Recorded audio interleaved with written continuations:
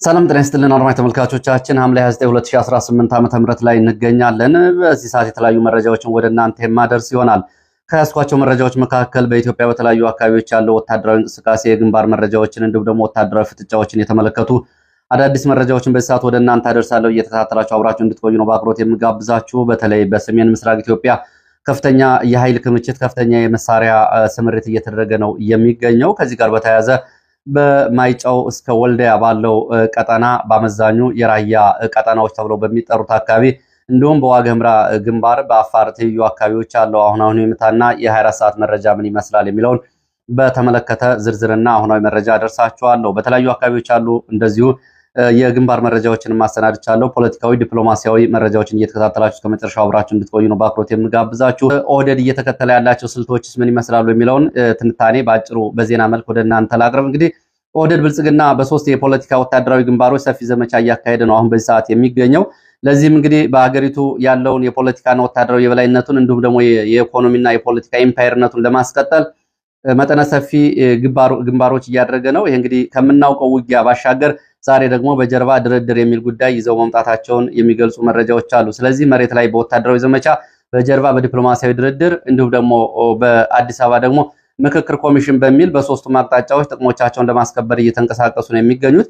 መሬት ላይ ካለው ከአየር እስከ መካናይዝ ከሮኬት እስከ ሚሳይል ካለው ግዙፍ ጦርና አቅም ባሻገር በአማራ ክልል ካለው የፋኖ ኃይል ጋር ከፍተኛ ውጊያ ውስጥ ያለው ኦህዴድ በከፍተኛ ወታደራዊ ፖለቲካ አመራሩ ዘንድ ትጥቅ ማስፈታት እንዲሁም ደግሞ አዲስ አበባ አትገቡም፣ በአራት ክላሽ እየተወዛወዛችሁ የትም አትደርሱም የሚለው ንቀት የተሞላባቸውን የብርሃኑ ጁላ፣ የአብይ አህመድ እንዲሁም ደግሞ የነ ጀነራል መሐመድ ተሰማ ንግግሮች አሁን 4 ኪሎ በር ላይ የመከላከልና ያለመከላከል አጀንዳ ከፍ ብሎ መጥቷል። እንግዲህ ይህንን ትናንትና አምባሳደር ባጫ ደበሌ እነ ጃልመሮንም እነ ዘመነ ካሴም አዲስ አበባ አይገቡም፣ ብር ከፈለጉ ገንዘብ እንሰጣቸዋለን የሚለው መቀባጠር የመጣው መሬት ላይ የኃይል ሚዛን እየተዛባ ስለመሆኑ ይህንን ቀድሞ ስለገባቸውና ያለው ሁኔታ በደንብ ግልጽ ስለሆነ ነው። ፋኖ የህልውና ጥያቄ ይዞ መጥቶ በገንዘብና በጥቅማ ጥቅም ጉዳዩን አሳንሶ ለመመልከት ባጫ ደበሌ በዚህ ልክ ህዝብና የህዝብ ጥያቄ ንቀቱ በተሞላበት መንገድ እየገለጹ ያሉት እንደ ምክክር ኮሚሽኑ አይነቶች ጥያቄ አለን ብለው የቀረቡትን እንኳ በዛ መንገድ ለመደፍጠጥ የሚያደርጉት የተለያየ ግንባር ማሳያ ነው።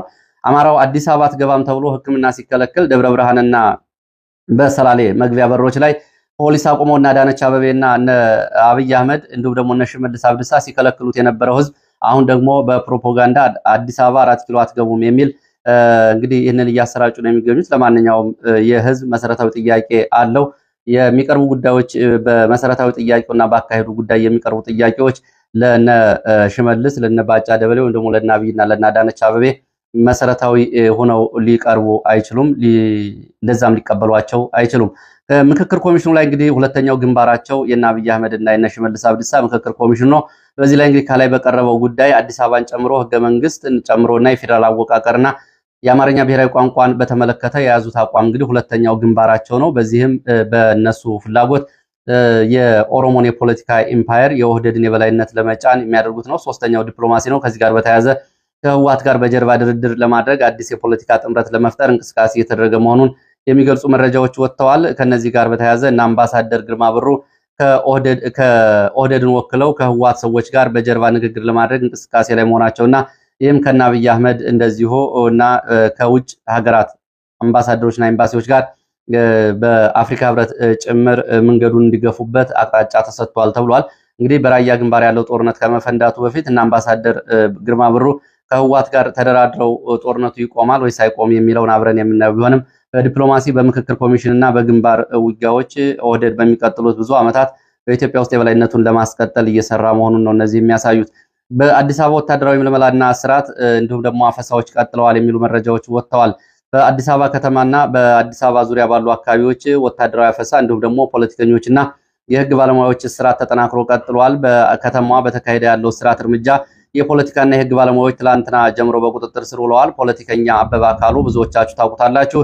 ጠበቃና የህግ አማካሪ እነ ታየ ደንዳ ጠበቃ አበራ ንጉስን ጨምሮ ፖለቲከኛ ይስሐቅ ወልዳይን ጨምሮ እነዚህ በፖሊስ ተይዘው ተወስደዋል።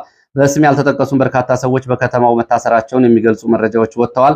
በሌላ በኩል በአዲስ አበባ በቀደም ሲል በመንግስት የወጣውን የመከላከያ ምልመላ ጥሪ ተከትሎ በፈቃደኝነት የሚመዘገቡ ወጣት በማጣታቸው ምክንያት ግዳጅ ወታደራዊ አፈሳው በተለያየ የሀገሪቱ ክፍሎች መስፋፋቱን መረጃዎች ጠቁመዋል። በተለይ በአዲስ አበባ፣ በኦሮሚያና በአማራ ክልል የግዳጅ ምልመላ ተጠናክሮ ቀጥሏል። የአይን ምስክሮች እንደሚሉት አድማጭ ተመልካቾቻችን በመብራት መጥፋት ምክንያት ወደ ውጭ ወጥቻለሁኝ። ከውጭ ላይ ነው ቀረጻ የማደርገው። በዚህ ምክንያት የድምጽ መረበሽ ቢደርስባችሁ ከወዲሁ ይህን ግምት ውስጥ በማስገባት ይቅርታ ጠይቃለሁኝ። ወደ መረጃዎች ነው የምቀጥለው። በአዲስ አበባ አካባቢ ያሉ መረጃዎችን እያስከተልኩ ነው። መብራት የተቋረጠው ከዚህ ጋር በተያያዘ ወደ አዲስ አበባ ያለው አስገዳጅ ወታደራዊ አፈሳ እንሄዳለን። በአዲስ አበባ በፖለቲከኞችና እንዲሁ ደግሞ በወጣቶች ላይ የሚደረገው አፈሳ ቀጥሏል። ፖለቲከኞችና የህግ ባለሙያዎች ታስረዋል። ከዚህ ባሻገር ባለፉት ጥቂት ቀናት ብቻ በአዲስ አበባ ከ1500 በላይ ሰዎች ታፍሰው ተወስደዋል የሚሉ መረጃዎች ወጥተዋል። ከዚህ ጋር በተያያዘ ድርጊቱን የሚቃወም ወይም ደግሞ ድምጽ የሚሆን በመጥፋቱ በርካታ ሰዎች እየታፈሱ ወደ ወታደራዊ ማሰልጠኛዎች እየተወሰዱ ነው። በአዲስ አበባና በኦሮሚያ በአማራ ክልልና በተለያዩ አካባቢዎች ወታደራዊ አፈሳዎች ተጠናክረው ቀጥለዋል ተብሏል። በሌላ መረጃ ወደ ወለጋ እና ምስራቅ ወለጋ አካባቢ የሚወስድን መረጃ አስከትላለሁ። በምስራቅ ወለጋ ኪረሙ ወረዳ እና ዙሪያ ባሉ አካባቢዎች በፋኖ በመንግስት ኃይል በጃልመሮ ጦርና እንዲሁም ደግሞ በመንግስት በሚደገፉ የነጃልሞሲ ጦር መካከል ያለው አጠቃላይ ውጥረት ቀጥሏል።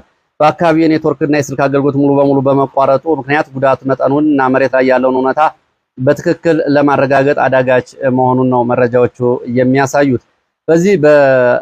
በዚህ ወለጋ ቀጠና ማለት ነው በአጊን ሃሮ አዲስ ዓለም ወዴሳ ዲማ እና በቀድሞ አየር ማረፊያን ጨምሮ የመከላከያ ኃይል የፋኖ ኃይል የጃልመሮ ጦር በየአቅጣጫው ከበባ ማድረጋቸው ታውቋል። ውጊያው በከባድ መሳሪያዎች ታገዘ እንደነበር ትላንትና የገለጹት የመረጃ ምንጮች በዛሬው ዕለት በሰውና በንብረት ላይ የደረሰውን ዝርዝር ጉዳት ለማረጋገጥ አዳጋች እንደሆነባቸው ገልጸዋል።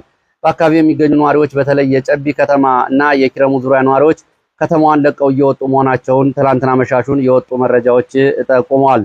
በሌላ በኩል በኢትዮጵያና ሱዳን ድንበር አካባቢ በኩርሙክ ቀጠና የድሮን ጥቃት ተፈጽሟል በሚል የሱዳን ሚዲያዎች መረጃዎችን ይዘው ወጥተዋል። በሱዳን የብሉ ናይል ግዛት ወይም ደግሞ ጥቁር አባይ ግዛት ካልኩርሙክ መስመር የመድፍና የድሮን ጥቃት ከኢትዮጵያ አቅጣጫ ተፈጽሞብናል ሲሉ የሱዳን ሚዲያዎች ገልጸዋል።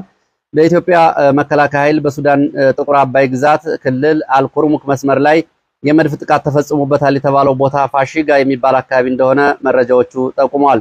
ይህንን በተመለከተ ከቤንሻንጉል ጉሙዝ ክልል ስልጠና የሚሰጠው አርኤስኤፍ እና በአረብ ኤሚሬትስ የሚደገፉ ታጣቂዎች ከኢትዮጵያ መንግስት ጋር በመሆን የመድፍና የድሮን ድብደባ ያደረጉበት በትላንትናው ዕለት ሐምሌ 28 2019 ዓ.ም ነው ሲሉ የሱዳን ሚዲያዎች ዘግበዋል። ወደ ትግራይና አካባቢ ያሉ መረጃዎችን አስከትላለሁ። በትግራይ ክልል ደቡባዊ አዋሳኝና በሰሜን ወሎ በአፋር በዋግኽምራና በራያ ቀጠናዎች ያለው አሁናዊ ሁኔታ በተመለከተ የሚከተሉትን መረጃዎች ወደ እናንተ አደርሳለሁ። በሰሜን ምስራቅ በሰሜን ወሎ በአፋር አዋሳኝ አካባቢዎች ከሁለቱም ግንባር ከትግራይና ከወልዲያ አፋር አቅጣጫዎች የሚደረገው ከፍተኛ ኃይል ክምችትና የከባድ መሳሪያ ማስጠጋት ተጠናክሮ ቀጥሏል። ሌሊቱን በርካታ ኃይል ከቆቦና አካባቢው በጮቢበር፣ አራዶም፣ ሮቢት፣ ቆቦ፣ ግራና ቀይ ባሉ አካባቢዎች ስምሪት መውሰዱን የወጡ መረጃዎች ገልጸዋል። አለማጣ፣ ኮረም፣ ራያ ጨርጨር፣ ራያ ባላ፣ ራያ መሆኒ ቀጠናዎች ከፍተኛ የኃይል እንቅስቃሴና ወታደራዊ ግዳጅ ስምሪቶች መኖራቸውንም መረጃዎች ገልጸዋል። ይህንን በተመለከተ የሌሊቱን ወታደራዊ እንቅስቃሴና ስምሪት ባጭሩ ለመመልከት ያክል በራያ ባላና ጨርጨር ከዞብል እስከ ራያ ጨርጨር በዋናነት ቢሶበርና ሸቃይ ከተማን ማዕከል ያደረገ በራያ ባላ 7 ቀበሌዎች ላይ ህወሓት ሌሊቱን ከፍተኛ ኃይል አስፍሯል። አለማጣ አዋሳኝ አካባቢዎች ባይባዋ፣ ዲማ፣ ቅልሻ፣ ቆጫ፣ ዋልካ ተብሎ የሚጠሩት አካባቢዎችና በእነዚህ አካባቢዎች የደጀን ጦር በሚል ህወሓት በርካታ ኃይል ሌሊቱን